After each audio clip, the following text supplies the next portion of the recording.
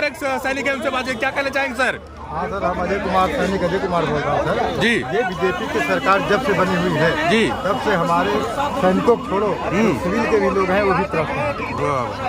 और बेरोजगारी, महंगाई है, आप बताइए टमाटर कितना महंगा है, प्याज कितनी महंगी है, जो हमारा आम गरीब लोग हैं कितने परेशान हैं। सब्जी खरीदने वाले सब्जी नहीं ले आ पा रहे हैं, पीले के बाजारों में बेचे, कहीं खराब हो गई सब्जी तो उनका क्या हाल होगा आप बताइए। तो ये सरकार जो है विरोधी है, बेरोजगारी विरोधी है और महंगाई विरोधी है, इसको उखाड़ के फेंक दें। वो उनका लगातार वादा है कि गरीब कल्याण योजना के तहत 5 किलो राशन इतना ज़्यादा लंबे पैमाने पे दिया जा रहा है जो कभी किसी सरकार ने नहीं दिया, वो हमने दिया है। और साथ ही LPG सिलेंडर उन्होंने मुफ्त दिया है, किसानों को सम्मान निधि दिया है और तमाम तरह की योजना और सरकारी नौकरियां देने का वादा करते हैं। वो ये सरकार कुछ 5 किलो राशन से कोई वो नहीं बन जाए। पिछली सरकार भी देती थी, वो जो देती थी वो गरीबों के हक के लिए देती थी। मिट्टी का तेल आता था, खाना बन जाता था। आज क्या है, गैस सिलेंडर दे दिया जा रहा है 400, उसको बढ़ाकर कितना हो गया। आज जाइए देखिए हर घर में सिलेंडर जो है कोने रखा हुआ है, क्योंकि ये लोगों को भरवाया जा रहा है। ये सरकार ठीक नहीं है। अब हम लोगों का काम है सभी को बताना है और इस सरकार को जो इतना भ्रष्ट सरकार इसको उखाड़ के फेंक।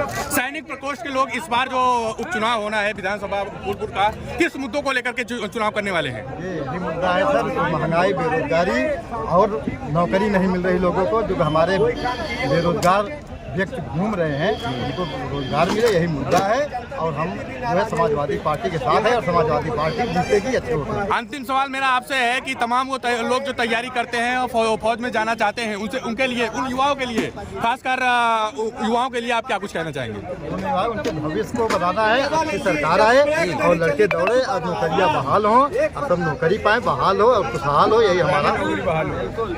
क्या कह रहे हैं साहब? पुरानी नौकरी बहाल हो, पुरानी पेंशन बहाल हो। आज इस तरीके से परमानेंट जो है सैनिकों को रखा जाए, उसी तरीके से ये स्कीम 4 साल वाली स्कीम को खत्म कर दिया जाए।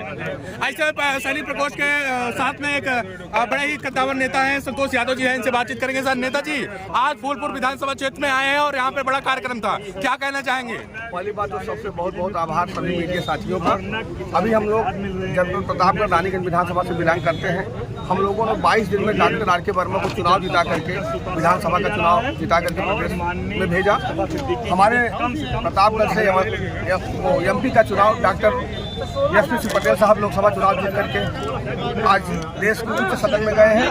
प्रतापगढ़ माननीय सांसद जी की तरफ से, माननीय विधायक जी की तरफ से हम लोग प्रतापगढ़ क्षेत्र के बहुत सारे लोग रानीगंज से आए हैं। साथ ही आज जो चुनाव होने जा रहा है, मैं इस मंच पर देखा तो PDA का नारा आदरणीय अखिलेश यादव जी देते हैं, सही माने में पूरा मंच PDA से भरा हुआ था। चाहे वो मौर्य ले लीजिए, पटेल ले लीजिए, विश्वकर्मा ले लीजिए, पाल ले लीजिए, यादव ले लीजिए, मुराई ले लीजिए, बहुत सारे समाज जाति के लोग और सामान्य के वह भी जो गरीब तबके के लोग हैं, ऐसे भी लोग इस कार्यक्रम में शामिल हैं। निश्चित रूप से जैसा कि प्रदेश अध्यक्ष श्यामलाल पाल जी ने बोले कि पूरा पंडाल छोटा पड़ गया, पूरी जगह छोटी पड़ गई, इतनी मजबूत संख्या में लोग उपस्थित रहे। तो मेरा कहना यह है कि फूलपुर का चुनाव जो 2700 वोटों से आदरणीय मुर्तजा सिद्दीकी साहब हराए गए थे, 27,000 वोटों से चुनाव जीत करके मुंहतोड़ जवाब। PDA का साहब आप लोग बड़ा लंबा चौड़ा नारा देते हैं, 24 के चुनाव में लगातार आपने जनसभाएं की, बड़ी बड़ी जनसभाएं की और बड़ी बड़ी बातें की, लेकिन वो सब खिलाफ निकला। क्या लगता है इस बार उपचुनाव में कुछ ये PDA का कुछ दमखम दिखा पाएंगे? फिर वैसे जैसे जिस तरीके से आरोप लगता है भारतीय जनता पार्टी की तरफ से कि ये लोग दंगाइयों का पार्टी है, अपराधियों का पार्टी है, जिस तरीके से 24 में भारतीय जनता पार्टी को जनता ने वोट दिया है, उसी तरीके से उपचुनाव में भी वोट देकर कहीं न कहीं लोगों को विधानसभा भेजने का काम करेगी। अभी आपने देखा था कुछ दिन पहले एक लिस्ट निकली थी कि भारतीय जनता पार्टी में सबसे ज्यादा माफिया है, सबसे ज्यादा मुकदमा, सबसे ज्यादा गैंगस्टर, सबसे ज्यादा बलात्कारी भारतीय जनता पार्टी में है। तो साथ ही 37-38 सांसद समाजवादी पार्टी बन करके भारतीय जनता पार्टी के उस मुहिम को रोका है।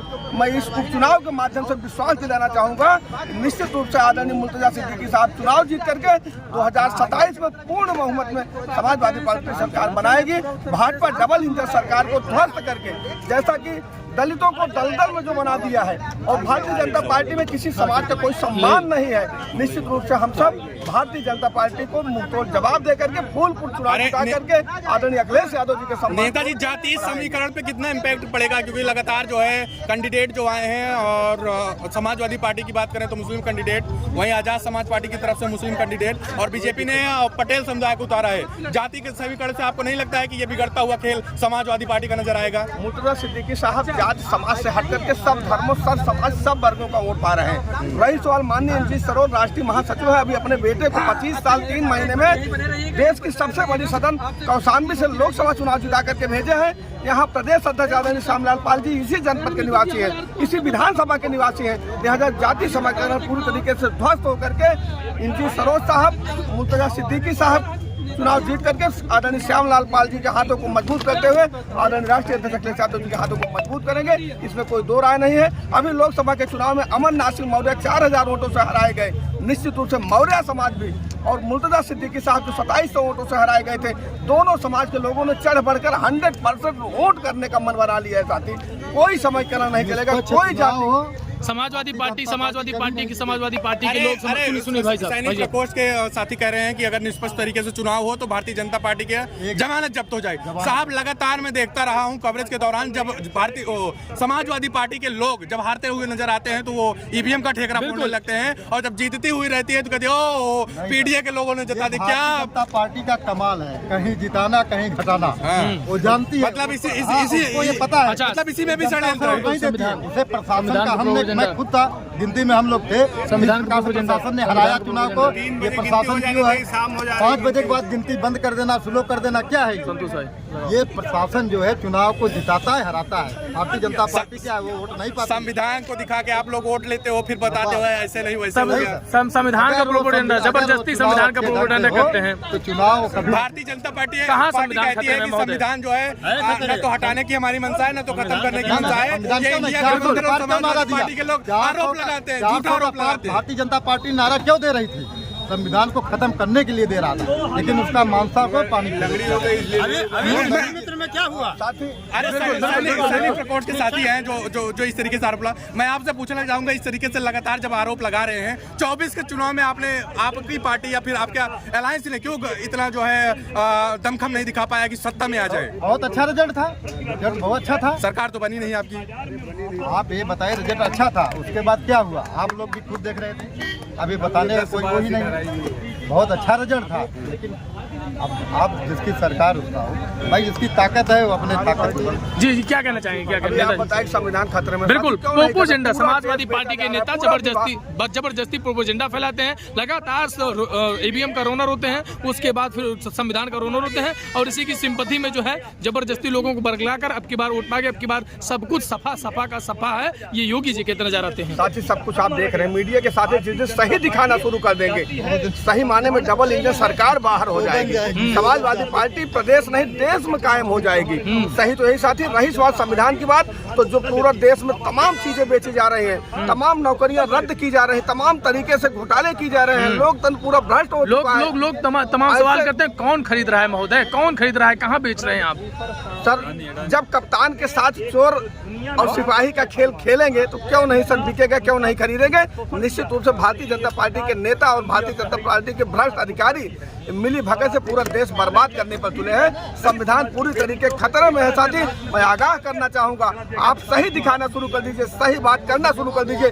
निश्चित रूप से भारतीय जनता पार्टी सरकार उखाड़ करके फिर हम लोग उपचुनाव के माध्यम से एक संदेश देना चाहेंगे, और आने वाले 2027 में समाजवादी पार्टी सरकार पूरे प्रदेश में पूर्ण बहुमत के साथ स्थापित होगी। इन्हीं कामनाओं के साथ उपचुनाव में हम लोग टेलर कायम करके उपचुनाव जिताने जा रहे हैं। साथी, बहुत बहुत आभार, बहुत बहुत चलिए। तो ऐसे में सैनिक प्रकोष्ठ के जो साथी हैं, आप इधर आ जाइए, सभी लोग सैनिक प्रकोष्ठ के लोग इधर आ जाइए। एक अंतिम सवाल आप लोगों से है। सवाल ये है कि भारतीय जनता पार्टी तमाम वादे करती है, तमाम कस्में खाती है, या फिर कहें कि समाज के प्रति बड़ी जिम्मेदारी से काम करती है, उनका अपना मानना है, वो बयानबाजी करते हैं। ऐसे में तमाम सैनिक प्रकोष्ठ के साथी हैं आप, मेरा आपसे केवल एक ही सवाल है, आपने समाजवादी पार्टी का दामन क्यों पकड़ा? कोई एक बताएगा, कौन बताएगा भाई? दामन हम लोग इसलिए पकड़े कि मुलायम सिंह जो हमारे जो सैनिक शहीद हुआ करते थे, वो पहले उनको वहीं जला दिया जाता था, लेकिन मुलायम सिंह जब रक्षा मंत्री बने तो उन्होंने इनकी लाशों को घर भेजने का काम किया, जिससे हम लोगों का, हमारे परिवार का, हमारे समाज का इसमें सम्मान मिला। इसलिए हम लोगों ने इनका दमन पकड़ा। और इनके अलावा आज तक किसी ने ऐसा नहीं किया और किसी भी सरकार में ऐसा नहीं था। मतलब आपको पूर्ण भरोसा है कि समाजवादी पार्टी ने जिस तरीके से इसके पहले भी उन्होंने बाखूबी सम्मान देने का काम किया, आगे भी ये लोग देखिए सम्मान भी किया। साथ में उन्होंने जाकर के ग्लेशियर वगैरह में देखा कि हमारे जवान किस प्रकार से रह रहे हैं, उनका उन्होंने काफ़ी वो किया, काफ़ी अलाउंस बढ़ाया और काफ़ी अलाउंस बढ़ाने के लिए हमारे लोगों का प्रमोशन भी बढ़ाया। तो निश्चित तौर पे आप लोग की पूरी तन्मयता के साथ इस बार समाजवादी पार्टी के साथ कंधे से कंधा मिला के खड़े हैं और मुझे लगता है कि तमाम वो साथी इस बार इंडिया गठबंधन कहें या फिर समाजवादी पार्टी के जो कैंडिडेट है मुर्तजा सिद्दीकी को भारी बहुमत से यहाँ से जिताने का काम करें। पिछले बार भी जीते थे, पिछले बार भी जीते थे, लेकिन उनको हराया गया। क्योंकि ऐसा है कि जैसे आप लोग हैं, आप लोग ही ये अच्छा ही नहीं बताते हम लोग। भाई हम लोग तो दिखाएं, आप लोग भी नहीं करते क्योंकि उन्हीं के पक्ष में बोलते हैं। अब अभी भी बोल रहे हैं ना कि इंडिया में डंका बज रहा है। डंका क्या बज रहा है? अरे बाहर तो डंका बज रहा है, कहते नहीं गांव में कि ससुरे में सुनली कि ससुरे में झर झर मोती झरे, अब हमारे लेखे सतुआ सपनवा हो बाबूजी। तो वही बात है। क्या बात है, क्या बात है। अब बताइए, फिर जब ऐसी बातें हैं तो भाई बाहर तो देखने में कुछ है और अंदर कुछ है। क्या मानते हैं, रामराज नहीं चल रहा है? अरे रामराज किसके बात कर, रामराज में ही इन्होंने कि बुरी तरह से हार का मुंह देखा है। रामराज कौन सा वो है बताइए? कह रहे हैं राम राज्य में अपराधी पलायन कर चुके हैं, यहाँ खौफ खाते हैं, खासकर उत्तर प्रदेश की बात करें। अरे पलायन क्या कर रहे हैं? अपराधी का सफाया हो रहा है, खुद ही अपराधी का मारे जा रहे हैं, बुलडोजर चलाया जा रहा है, अपराधी खुद वही नीति चल रही है। अभी अपराधी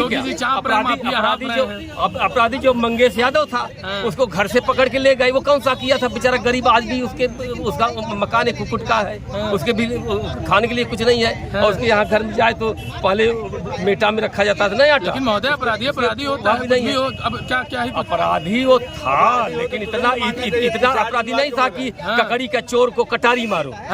ऐसा नहीं था।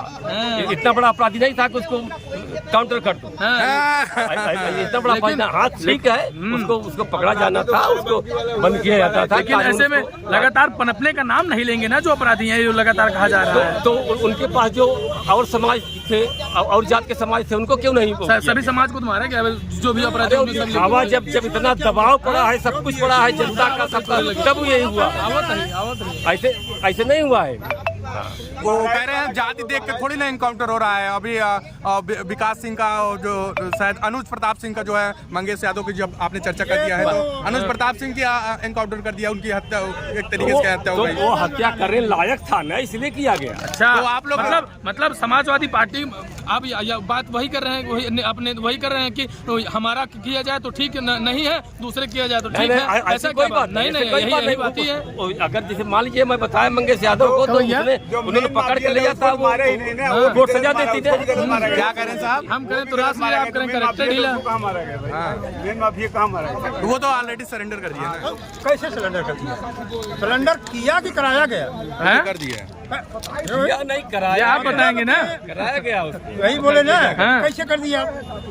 भाई जो मेन है, जिसके ऊपर मुकदमा है चोरी का, हर एक चीज का, वो तो सिलेंडर करा ले रहे हो। अच्छा, और जो निर्दोष है, मान लीजिए पहली बार उसने गलती किया, अपराधी है, तो उसको घर से उठा के ले जाके मार दे रहे हो, बोल रहे हो इनकाउंटर। हम लोग भी सेना है भैया, हम लोग सेना के हैं।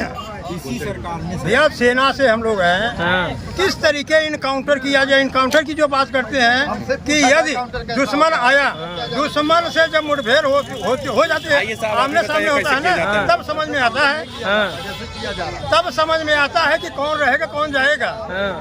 ये एक तरफा ठोको नीति के विरोध करते हैं आप। ये ठोको नीति, इसको ठोके कैसे? आप किसी को पकड़ को आपको मार दो, हमको मारने के किसी को मार दो, अपराधी मारा जाएगा। योगी अपराधी को मारेंगे। मीडिया के भेष में आकर नहीं मार दिए। तो मीडिया के भेष में, मीडिया के भेष में भी लोगों को मार दिए। अब काल नेमी तमाम तरह के हैं, तो उसमें क्या कौन क्या करेगा? वही बात, इसलिए वो भी तो जेल में चले गए। क्या प्रशासन भी करेगी वही काम? प्रशासन कहाँ करेगा? काल नेमी को जेल में भेजा जा रहा है। क्या प्रशासन को नहीं करना चाहिए ना भाई? आप न्याय है, आप न्याय करो। हम किसके सुरक्षित? जीरो टॉलरेंस चल रही है, जीरो टॉलरेंस कहीं नहीं चल रहा है। लेकिन 4 साल से जीरो टॉलरेंस बात कर रहे हो। आप करो तो बढ़िया है। अच्छा, क्यों? बीएचयू में क्या हुआ? BHO वाले क्यों नहीं मार दिए आप? हाँ BHO क्या हो रहा है? क्या? कुछ नहीं। जो सब प्रोपोगेंडा बलात्कार फैलाते हैं, किया जबरदस्ती उसको माला छापा पहना मारी। रहे हो। बिल्डोजर क्यों नहीं चला? बिल्डोजर चले तो सब यहाँ चले। जात पात ऊंच नीच दे के मत करो, धर्म की राजनीति मत करो, इंडिविजुअल के मत करो। धर्म की राजनीति हो रही है कहीं ना कहीं उत्तर प्रदेश में। धर्म की जात की, धर्म और जात की राजनीति हो रही है। धर्म और जात देख कर बचाया जा रहा है, जात देख कर उसको